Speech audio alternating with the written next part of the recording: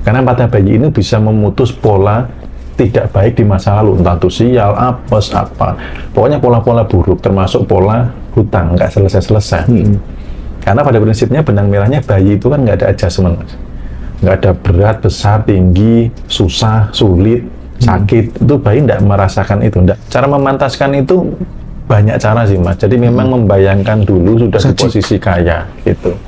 Jadi membayangkan dulu.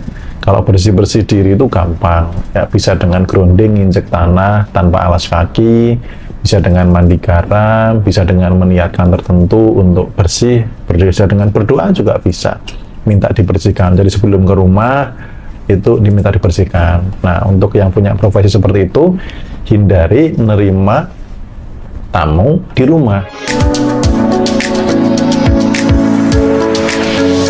Teman-teman mungkin bisa di explore lebih detail lagi, Om.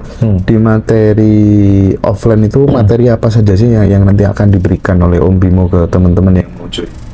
Ya, jadi di materi offline itu sebenarnya ini sebenarnya membantu teman-teman memfasilitasi yang ketika di online ini belum bisa praktek mandiri. Jadi nanti yang materi online per batch 8 ini saya rombak karena saya berikan arahan jauh lebih detail lagi supaya satu untuk praktek mandiri. Contoh misalkan kayak belief system penghambat finansial. Ini kan kita harus ketemu nih Mas, yang program siapa? Ada nggak sosok otoritas lain yang bisa menggantikan? Lalu dikasih fakta kebalikan. Lalu ini belief system baru. Nah, ini salah satunya di kelas online. Kalau mereka bisa mandiri di materi online dan berhasil, ya syukur. Tapi kalau belum, saya fasilitasi. Mari ketemu di offline, saya pandu. Gitu. Tapi kalau yang belum, bisa melakukan sendiri. Kemudian contoh lagi evaluasi dari saya dari 1 sampai batch 7 di bagian materi ketetapan hukum semesta yang saya dicintai semesta, saya dilayani semesta, semesta infinity dan lain sebagainya, itu sebagai dasar untuk menarik keajaiban itu ternyata belum dalam nancapnya di bawah sadar. Nah, di kelas offline itu nanti saya pandu Mas, langsung untuk itu saya install di bawah sadar, saya kasih anchoring. Jadi ketika misalkan saya menyatukan jari jempol dengan telunjuk, asal belum ada program baru, program lama sebelumnya, ketika saya melakukan ini di rumah, ketika mereka pulang, mereka tuh langsung merasakan seperti di kelas. Jadi dalam kondisi yang aman, itu bisa langsung kondisi meditatif, langsung begini. Langsung memancarkan apa namanya ketetapan semesta tadi. Nah, kalau sudah terbiasa kayak saya ini nggak perlu begitu, sudah memancarkan bahwa semesta itu infinity, bahwa semesta melayani saya kemana-mana, datang keajaiban keberuntungan. Nah, karena di materi online ini ada beberapa yang belum nancep, saya bantu, termasuk materi yang jati diri higher self untuk mendata saya di program apa sih sama orang lain, anak nakal, anak malas, anak bodoh, dasar apa, misalkan gendut, pesek, atau pelupa, atau ceroboh, atau apa. Nah, kemudian yang dari diri juga, saya itu orangnya gini, saya orangnya gini, itu kan didata semua tuh, karena itu kan diri yang palsu. Nah, itu diberesin. Beresinnya nanti saya di online, saya padu juga, ya, intinya memaafkan siapa yang memprogram, dan lain sebagainya. Nah, di offline, itu saya pandu bayi bawah sadar. Nah, setelah itu untuk menghadirkan higher self itu juga saya semuanya di dalam kondisi hipnosis, Mas. Iya, itu karena saya kan juga seorang hipnoterapis juga, jadi sudah ada sertifikasi juga, ada BNSP juga. Jadi teman-teman saya pandu gitu. Kemudian ada juga tentang meningkatkan energi diri. Karena kan ada yang narik uang dengan cara ajaib. Nah, tapi narik ini kan butuh energi, Mas. Nah, energi ini kan perlu dikuatkan dulu nih. Energi tubuh ini dikuatkan dulu dengan melibatkan semesta, kita serap energi semesta. Sebelumnya minta izin dulu kepada sang pencipta energi supaya tidak sombong. Jadi ketika dapat energi ini karenanya gitu loh. Nah, akhirnya apa? Dipakai buat narik uang. Jadi nyium uangnya saya ajarin, ngelus-lus uangnya saya ajarin, ngomongnya saya ajarin, sampai bergetar, sampai yang itu bisa dilakukan di rumah juga. Gitu. Jadi semua yang di offline itu nantinya bisa dilakukan mandiri di rumah. Nah, tinggal teman-teman nih ngulang-ngulangnya. Kalau misalkan nanti ada yang kelupaan atau semangatnya loyo, saya menyediakan gathering. Offline saya gathering dulu. Alumni-alumni saya kumpulkan. Yuk kumpul. Dapat keajaiban apa? Butuh pendalaman materi apa? Nah, kemarin di Jogja, Mas, itu ketemu. Mereka pengen request diperdalam tentang teknik mata bayi. Karena mata bayi ini bisa memutus pola tidak baik di masa lalu, entah itu sial, apes, apa. Pokoknya pola-pola buruk, termasuk pola hutang, nggak selesai-selesai. Karena pada prinsipnya benang merahnya bayi itu kan nggak ada adjustment, Mas. Nggak ada berat, besar, tinggi, susah, sulit, sakit. Itu bayi nggak merasakan itu, belum tahu itu gitu. Jadi ketika dikembalikan ada sebuah peristiwa disuguhkan dengan teknik mata bayi sampai pada ini apa ya? Sebentar, ini apa ya? Sampai dia tidak mengenali apa itu, dia di titik yang kosong. Nah, setelah kosongnya ada 2 pilihan. Satu, menunggu petunjuk intuisi. Yang kedua, diprogram kebalikannya, positifnya. Jadi mata bayi ini ketika orang ada problem atau apa, bisa diulang di rumah, dilihat aja. Kayak ada orang nyebelin, saya lihat aja. Ini apa sih?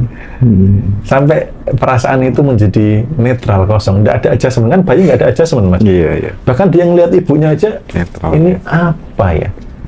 Lihat tembok aja, ini apa ya? Itu. Nah, kemarin pas di gathering Jogja, mereka minta diperdalam. Gimana sih benang merahnya mata bayi kok kayaknya simple? Ya memang simple, tapi dampaknya luar biasa. Tapi saya benar-benar mengalami fase yang sangat beruntung banget gitu ya.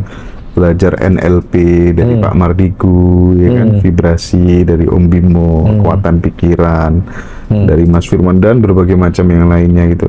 Jadi sekarang tuh jadi lebih pede banget gitu loh, Om. Jadi dulu tuh saya mencapai 15 sumber penghasilan. Itu sesuatu yang mustahil. Sekarang aku pede, Om. Dari 15 aku pengen ke 30 ini. Betul, kan harus begitu memang ya. Iya, betul. Tak terbatas, tak boleh dibatasi. Betul. Gitu ya. Itu kemarin saya singgung bahwa circle dan sumber informasi. Maksudnya itu sudah di dalam track. Bener. Circle-nya nambah terus ya kan, sumber informasinya nambah terus. Ini testimoni real gitu. Jadi kalau disiplin melakukan itu, udah pencapaian masih luar biasa.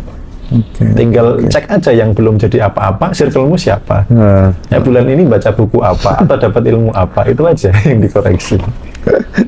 Oke, siap. Nah, bagaimana caranya agar pikiran itu, Om, selalu positif gitu? Ini paling susah kan itu. Kalau Om Bimo latihannya gimana? Saya nggak bisa selalu positif. Nggak bisa ya? Nggak bisa. Karena ya yin yang dan sebagainya, normal lah gitu. Karena berpikir negatif itu di kala tertentu itu penting, Mas. Misalkan kita punya partner nih, berpikirnya positif, itu rawan ditipu malah, Mas. Jadi alarm itu ada karena berpikir negatif. Coba misalkan anak nih, didiemin aja di kamar, berpikir positif. Kalau nggak dikontrol, bahaya, Mas. Betul.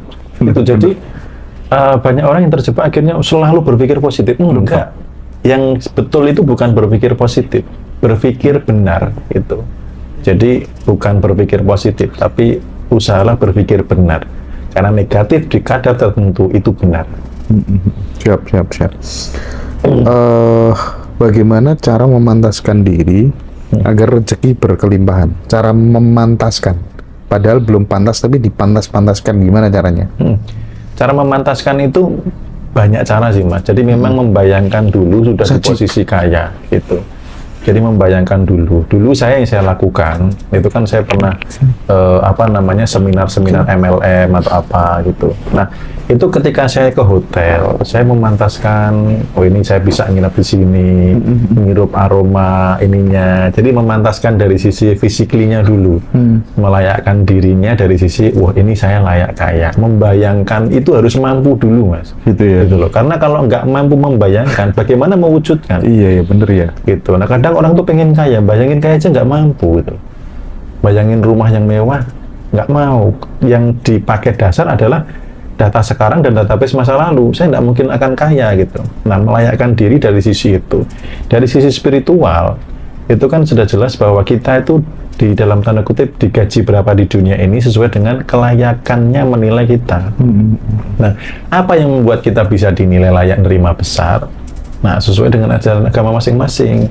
Ketika diamanai kecil, ya lebih amanah. Itu kan memantaskan diri. Itu berbagi dan lain sebagainya gitu.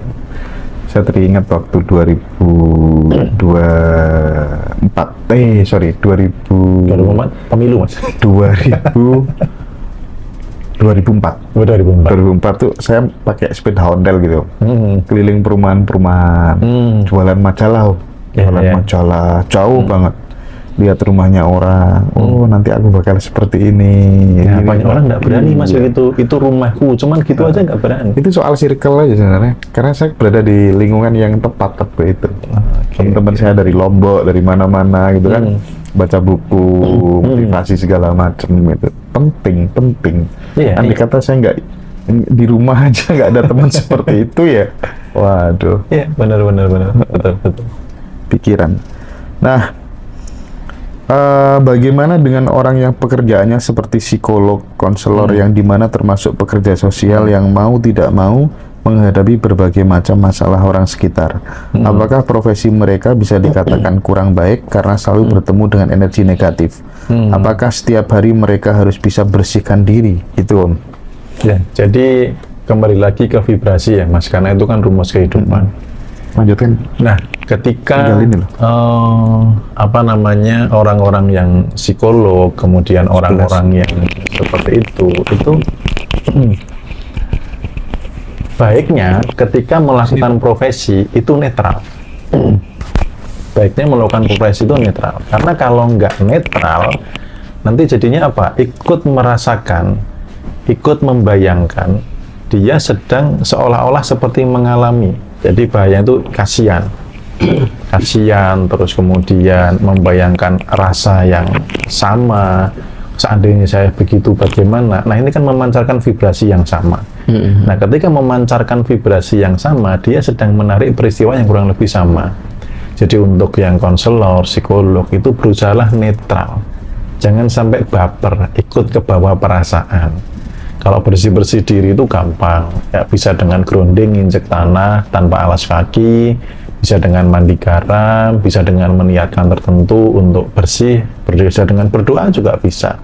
Minta dibersihkan. Jadi sebelum ke rumah, itu diminta dibersihkan. Nah, untuk yang punya profesi seperti itu, hindari menerima tamu di rumah gitu. Saya punya guru hipnosis juga, terapinya itu bukan di rumah gitu, tetapi dia ada beli rumah khusus yang hanya untuk terapi, nggak ditempati keluarga, supaya energinya ini nggak campur dengan keluarga.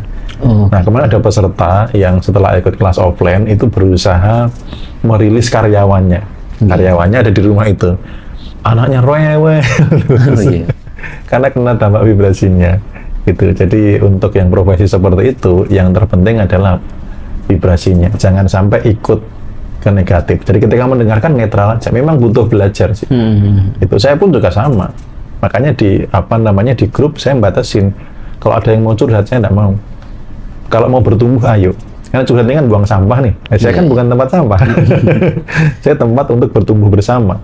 Gitu loh. Jadi untuk menerima seperti itu fokusnya ke arah solusi, bukan ke yang negatif, dan harus netral gitu. Apakah Om Bimo masih suka merasa khawatir atau cemas memikirkan sesuatu yang buruk menimpa diri Om Bimo? Nggak pernah. Karena khawatir itu kan gampang banget. Saya punya anchoring ya. Kalau khawatir itu seperti jeruk nipis. Jadi ketika kan khawatir itu kan pikiran lompat ke depan kan, yang negatif kan. Nah ketika saya itu saya gambar pipi saya, jeruk nipis. Maksudnya apa? Belum terjadi. Tapi seolah-olah saya sudah merasakan jadi sedih, cemas, khawatir, dedek. Bahkan beberapa sampai asam lambung loh orang-orang di luar sana. Saya cek yang punya keluhan asam lambung, ternyata kekhawatirannya tinggi. Iya. Jadi ketika ingat gitu kan kayak kerucuk gitu ya, asam lambungnya langsung syur gitu. Iya, sering bertahap gitu. Nah itu karena apa? Kekhawatiran yang dipelihara. Jadi ketika lompat ke masa depan, udah langsung aja present gitu.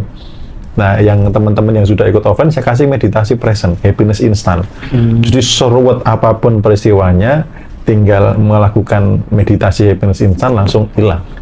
Hanya untuk mengembalikan present. Nanti kalau sudah terbiasa kayak saya gini, ya udah langsung kembalikan aja. Sekarang kan baik-baik aja, saldo rekening masih banyak ya, anak istri sehat gitu. Jadi kenapa khawatir? Padahal bersyukur aja nikmatnya ditambahkan. Nah kadang orang yang khawatir itu nggak sadar, makanya kesadaran ini, belajar kesadaran itu sangat penting sekali. Orang yang khawatir kalau nggak sadar sedang khawatir, wah dia tersuara terus tuh. Bahkan bisa di pagi sampai malam khawatir aja, mau tidur aja khawatir. Bangun tidur deg-degan khawatir itu. Nah, tapi kalau bagi orang yang sadar bahwa khawatir ini false, ini menarik peristiwa negatif, dia akan berupaya supaya apa? Gak khawatir. Caranya gimana? Oke, present. Present itu apa? Mikir sekarang. detik ini apa yang coba misalkan Mas, detik ini apa yang membuat apa yang peristiwa apa yang menjadikan tidak enak? Kan sekarang sehat, ya kan? Ya, di dompet ada uang, ya kan? Jadi Ada rekening ada. Iya. Saat ini, masa sekarang. Gitu. Kalau sebaliknya orang yang cenderung ke masa lalu, dia adanya apa? Penyesalan. Dulu kok saya begitu, terus trauma, gagal move on. Nah itu karena pikiran lompatnya ke belakang. Happiness itu adanya di present, di saat ini. Gitu. Oke. Saya lanjut Om Bimo. Bagaimana cara ampuh untuk menghapus kecemasan itu tadi? Cara ampuhnya present. Jadi present. Nah kemudian perlu kesadaran juga bahwa pikiran ini kan berpotensi mencipta. Ketika terjadi pikiran dan perasaan yang selaras di medan kuantum, maka peristiwanya akan terjadi. Nah, sekarang maunya gimana? Maunya gimana? Maunya yang jelek apa yang baik? Yang baik, betul. Kenapa nggak mikirin yang baik? Sama-sama bakalan terjadi. Sebenarnya sesimpel itu. Tapi manusia itu uniknya gini, lebih suka, lebih cenderung, lebih sering memikirkan hal-hal yang tidak dimau daripada yang dimau. Betul nggak? Iya. Kenapa gitu loh? Kalau nggak pengen bangkrut, kenapa mikirin bangkrut? Kamu sedang narik gitu loh. Kalau nggak mau miskin, kenapa mikirin kemiskinan? Mau nggak? Enggak. Ya sudah, mikir yang baik-baik. Makanya dulu titik peralihan saya dari minus ke plus ini apa? Walaupun kondisi saya cicilannya banyak, sebulan ada puluhan juta, apa yang saya lakukan? Saya mau tidur itu loh, bayangin rumah saya yang indah, gitu loh. Bayangin bisnis saya yang berkembang pesat. Bayangin saldo rekening, kan sama-sama bayangin, sama-sama belum terjadi. Milih mana? Sama-sama bisa membuat potensi peristiwa terjadi. Milih yang negatif, apa yang positif? Tinggal keputusan nanti di sini. Gitu. Kalau misalnya kondisi darurat, Om Bimo, misalnya besok waktunya bayar utang, gitu. Nah itu kan otomatis kan pasti terjadi kecemasan, khawatir. Dari mana besok dapat untuk setoran? Cemas dan khawatir itu bikin lunas nggak? Ya, Ini termasuk aku juga. Lanjut Om. Jadi ketika saya juga ngalamin Mas, saya ngomong begini saya juga ngalamin. Jadi ketika besok nih jatuh tempo, saya ini besok harus bayar ke investor 25 juta. Sementara nggak ada Mas uangnya. Gitu. Kan sama-sama mikir khawatir, apakah lunas? Pertanyaan gitu. Bahkan dari tanggal 1 sampai ibaratnya jatuh temponya khawatir terus, lunas nggak sih? Kan nggak lunas. Gitu. Jadi sama-sama bikin nggak lunas, daripada khawatir, saya milih berserah. Jadi ketika besok saya harus bayar yang 25 juta, ini pengalaman real, pengalaman pribadi. Apa yang saya lakukan? Saya berserah. Tuhan, ini seorang Bimo tidak mampu. Ini butuh campur tangan. Tiba-tiba apa Mas? Ketika saya berserah, saya nyerah, saya dapat, ya dulu saya belum mengenal bahwa itu intuisi. Saya dapat seperti bisikan bahwa nego ulang 1 bulan ke depan. Akhirnya restrukturisasi. Akhirnya saya ngomong, Bu, ini saya lagi rame-ramenya penjualan. Walaupun sedang pandemi, tapi ini online rame banget. Boleh nggak saya undur sebulan aja, Bu? Oke deh Mas, nggak apa-apa. Tapi nanti Oktober pastikan ya, karena Oktober anak saya mau menikah. Iya Bu, saya pastikan. Pokoknya saya minta waktu sebulan aja. Nah sebulan apakah saya tahu Mas? Nggak tahu juga. Yang penting saat itu saya diselamatkan oleh petunjuk, bukan dari kekhawatiran, panik, gerusa-gerusu itu loh. Karena kalau panik, gerusa-gerusu, khawatir, bisa jadi keputusannya salah. Iya betul. Tapi ketika ketenangan, ada petunjuk. Nah, ini dilanjutkan nggak nih ceritanya sampai akhirnya jadi lunas? Nah, ini karena ini cerita real ya, pengalaman pribadi gitu. Nah, akhirnya pas mau sebulan, apa coba yang terjadi? Kan saya harus mengambilkan 25 juta. Belum ada. Gitu, ya. Nah, apa yang saya lakukan? Saya kembali berserah. Ini sebulan saya belum ketemu caranya. Bagaimana sebulan saya bisa dapat uangnya gitu. Apa yang saya lakukan? Yang saya lakukan adalah berserah lagi. Ini saya tidak sanggup, nggak ada cara lagi saya. Tiba-tiba Mas, Bapak nelpon, Nang, Le, gitu ya. Ini tadi ada petugas BRI nelpon. yang kemarin bisa ditutup, tapi harus ngambil lebih banyak. Enggak apa-apa, Pak. Siap. Itu kejadian real. Di top up, Serius, ya? di top up. Padahal saya nggak minta, nggak mengajukan. Wah, 25 jutanya selamat dulu. Yang penting kan selamat dulu. Coba ketika saya panik, Mas, bisa jadi saya nyari pinjaman sana sini, bisa jadi jual ginjal atau apa, nggak tahu. Tapi karena ketenangan itu pasrah. Ada, walaupun itu belum keajaiban lunas. Habis itu saya akan ikut pelatihan bisnis online, dan ternyata perusahaannya itu mau buat sistem mentoring yang omsetnya qualified, itu diundang. Nah, saya merasa omset saya itu belum nyampe. Tapi pas saya makan, itu sampai mau tidur itu suaranya itu nggak mau hilang. Cek omset, daftar mentoring sekarang. Jadi untuk ngelamar jadi mentor. Akhirnya saya cek dari 2 platform Shopee dan Tokopedia, memenuhi syarat ternyata. Loh, ternyata omsetku cukup. Akhirnya saya daftar, bisa nggak Mas dari 2 toko? Oh bisa, yang penting toko dikelola sendiri. Oke. Akhirnya saya interview, diterima. Nah dari situ saya dapat momen ahanya. Ini peluangnya gede banget. Akhirnya belum sampai, ini kan bank tadi ya, belum sampai harus lunas sudah saya beresin. Karena itu. Jadi saya benar-benar narik yang 150 juta yang pernah saya bahas di TikTok, itu dapat nggak nyampe dalam 1 bulan. Yang tadi hanya 25 juta, akhirnya semuanya sampai kartu kredit semua pokoknya itu saya bereskan. Keren. Gitu. Jadi awalnya jadi mana? Dan terserah, masuk. Iya, betul.